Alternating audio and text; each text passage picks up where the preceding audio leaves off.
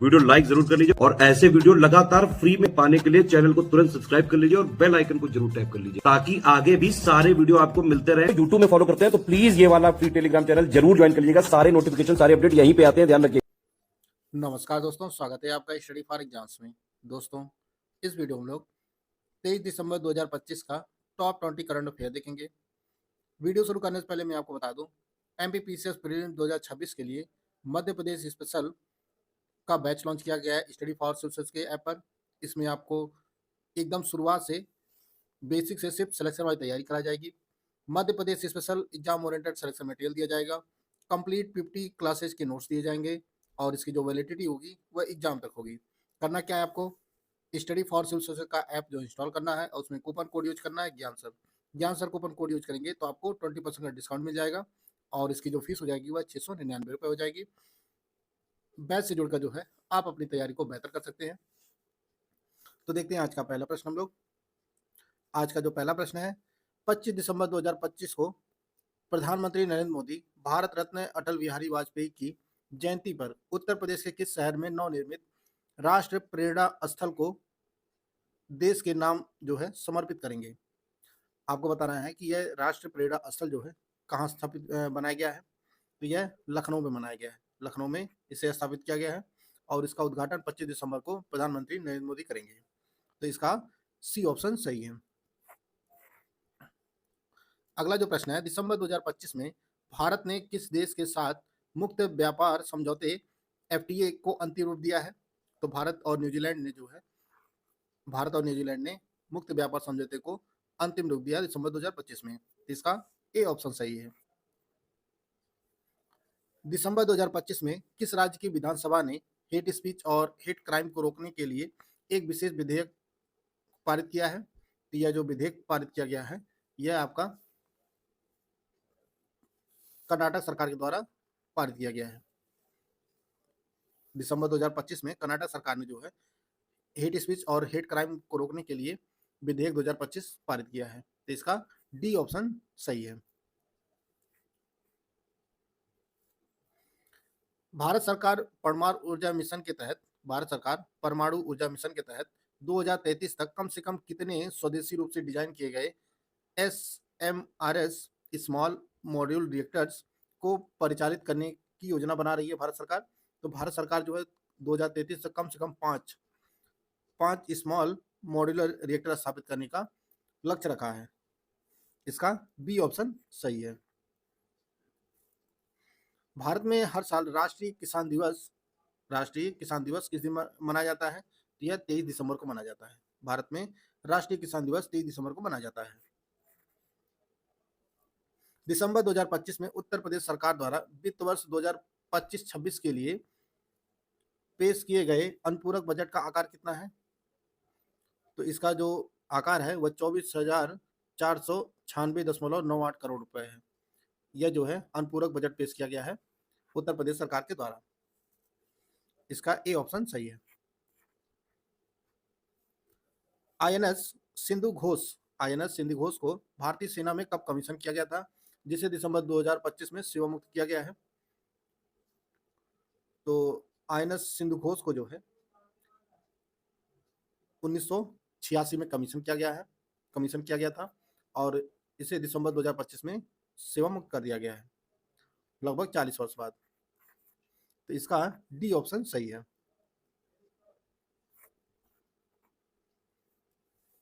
संस्कृत मंत्रालय के ज्ञान भारतम मिशन के तहत योग शिक्षा का पहला क्लस्टर सेंटर किसे बनाया गया है। तो पतंजलि विश्वविद्यालय जो हरिद्वार में स्थित है, इसे योग शिक्षा का पहला क्लस्टर सेंटर बनाया गया है। इसका डी ऑप्शन सही है। बढ़ते अगले क्वेश्चन की तरफ। अगला जो प्रश्न है, भारतीय रेल ने ब्रॉड गेज नेटवर्क पर कितने प्रतिशत हिस्सा जो है विद्युतीकरण करने की उपलब्धि हासिल किया है। तो भारतीय रेल ने जो है ब्रॉड गेज नेटवर्क का जो है 99% हिस्सा जो है विद्युतीकरण करके जो है इसका उपलब्धि हासिल कर लिया है। इसका डी ऑप्शन सही है। दिसंबर 2025 में मनाए गए हनुक्का महोत्सव का संबंध किस धार्मिक समुदाय से है। पारसी, यहूदी, ईसाई, मुस्लिम। तो हनुका महोत्सव जो है ये आपका यहूदी समुदाय द्वारा मनाया गया है। इसका बी ऑप्शन सही है। पहले टेनिस प्रीमियर लीग 2025 का खिताब किस टीम ने जीता है? पहले टेनिस प्रीमियर लीग का खिताब किस टीम ने जीता है? तो यह खिताब जो जीता है वह जीएस दिल्ली एसएस ने जीता है। इसका बी ऑप्शन सही है। हाल ही में किसे 2025 के लिए प्रतिष्ठित Chandrashekharendra Saraswati national eminence award से सम्मानित किया गया है? तो यह जो सम्मान है यह असम के मुख्यमंत्री हेमंत बिस्व शर्मा को प्रदान किया गया है। इसका बी ऑप्शन सी सही है। 9 वर्ष का प्रतीक लोसर महोत्सव किस राज्य केंद्र शासित प्रदेश में मनाया गया? तो लोसर महोत्सव जो है यह लद्दाख में मनाया गया। यह लद्दाख में मनाया जाता है। दिसंबर 2025 में भारत की पहली फेमिना मिस इंडिया मेहर कैस्टिलिनो का 81 वर्ष की आयु में जो है निधन हो गया। इन्होंने किस वर्ष मिस इंडिया का अवार्ड जीता था? 64 में, 1964 में, 1971 में, 72 में, 81 में। तो इसका सही आंसर है आपका ऑप्शन ए। 1964 में जो है यह भारत की पहली मिस इंडिया बनी थी, जिनका दिसंबर 2025 में निधन हो गया, मेहर कैस्टिलिनो का। इसका ए ऑप्शन सही है। दिल्ली की मुख्यमंत्री रेखा गुप्ता ने किस मेट्रो स्टेशन पर नए रूप से तैयार दिल्ली मेट्रो म्यूजियम का उद्घाटन किया है? तो दिल्ली मेट्रो म्यूजियम का जो उद्घाटन किया गया है वह सुप्रीम कोर्ट मेट्रो के स्टेशन पर किया गया है। इसका बी ऑप्शन सही है। हाल ही में किस देश ने दुनिया के सबसे बड़े न्यूक्लियर प्लांट काशीवाजाकी कारिवा को फिर से चालू करने की घोषणा किया है? तो यह जो न्यूक्लियर प्लांट है यह जापान का है। जापान सरकार ने जो है इसे फिर से चालू करने का घोषणा किया है। इसे 2011 में फुकुशिमा जो आपदा आई थी 2011 में, उसी के बाद से जो है इसे बंद कर दिया गया था सुरक्षा कारणों की वजह से। अब 15 साल बाद इसे फिर से चालू किया जाएगा। इसका डी ऑप्शन सही है। दिसंबर 2025 में अमेरिकी सीनेट ने किसे नासा का नया प्रमुख नियुक्त करने को मंजूरी दिया है? तो नासा के जो नए प्रमुख बने हैं वह जेरेड इसाकमैन बने हैं। इसका बी ऑप्शन सही है। हाल ही में किस राज्य सरकार ने अपनी रोजगार गारंटी योजना कर्मश्री का नाम आधिकारिक रूप से बदलकर महात्मा श्री कर दिया है? यह पश्चिम बंगाल सरकार ने रोजगार गारंटी योजना कर्मश्री का नाम बदलकर जो है महात्मा श्री कर दिया है। इसका डी ऑप्शन सही है। हाल ही में शक्ति स्कॉलर्स एनसीडब्ल्यू की यंग रिसर्च फेलोशिप यह कार्यक्रम जो है किसके द्वारा शुरू किया गया है? शक्ति स्कॉलर्स, तो यह राष्ट्रीय महिला आयोग के द्वारा शुरू किया गया है। इसका ए ऑप्शन सही है। भारतीय जोड़ी सात्विक साईराज और चिराग शेट्टी ने चीन में आयोजित 2025 विश्व बैडमिंटन टूर फाइनल्स में कौन सा पदक जीता? तो इस भारतीय जोड़ी ने जो है ब्रॉन्ज मेडल जीता है चीन में आयोजित 2025 बैडमिंटन टूर फाइनल्स में। इसका सी ऑप्शन सही है। तो दोस्तों 23 दिसंबर का जो करंट अफेयर था उसको हम लोग कवर कर लिए हैं। 22 दिसंबर का करंट अफेयर उसको एक बार फटाफट रिवाइज कर लेते हैं। 21 दिसंबर 2025 को अटल बिहारी वाजपेयी की जन्म शताब्दी के अवसर पर शून्य से शतक कार्यक्रम कहाँ आयोजित किया गया? तो यह इंदौर में आयोजित किया गया। उत्तर प्रदेश सरकार द्वारा किस अवधि के दौरान सड़क सुरक्षा माह मनाने की घोषणा की गई है? तो सड़क सुरक्षा जो माह मनाया जाएगा उत्तर प्रदेश सरकार द्वारा वह 1 से 31 जनवरी 2026 तक मनाया जाएगा।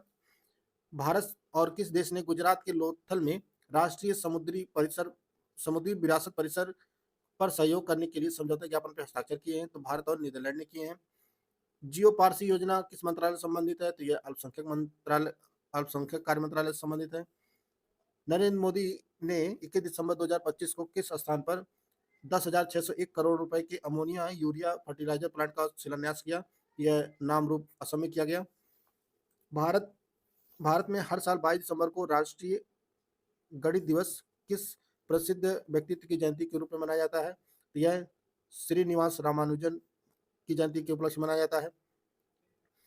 हाल ही में 124वां ऑल इंडिया एमेच्योर गोल्फ खिताब किसने जीता है? तो यह सुखमन सिंह ने जीता है। 700 बिलियन डॉलर की संपत्ति का आंकड़ा पार करने वाले विश्व के पहले व्यक्ति कौन बने हैं? तो ये एलन मस्क बने हैं। किस फुटबॉल क्लब ने पहले सैफ महिला क्लब चैंपियनशिप 2025 का खिताब जीता है? तो ईस्ट बंगाल फुटबॉल क्लब ने जीता है। सीखने में अक्षमता वाली पहली कलाकार कौन बनी है जिन्हें टर्नर पुरस्कार 2025 जीता है जिसने?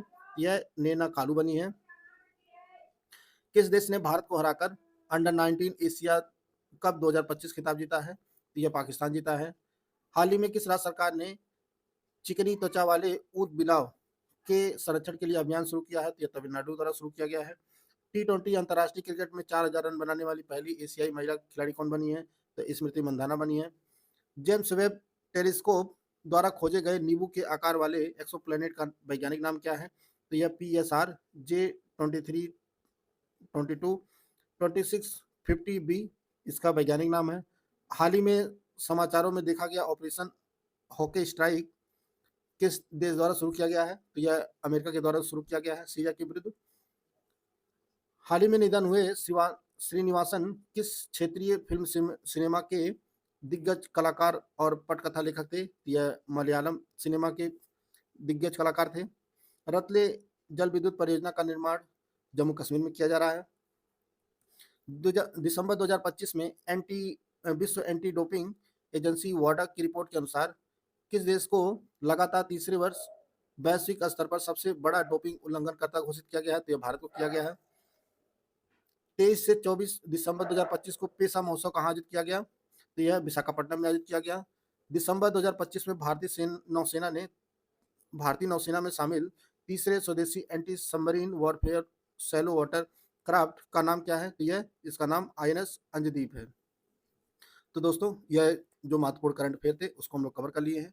वीडियो अगर आपको अच्छा लगे तो लाइक कर सकते हैं, चैनल को सब्सक्राइब कर लीजिए। मिलते हैं नेक्स्ट वीडियो में, तब तक के लिए जय हिंद, जय भारत।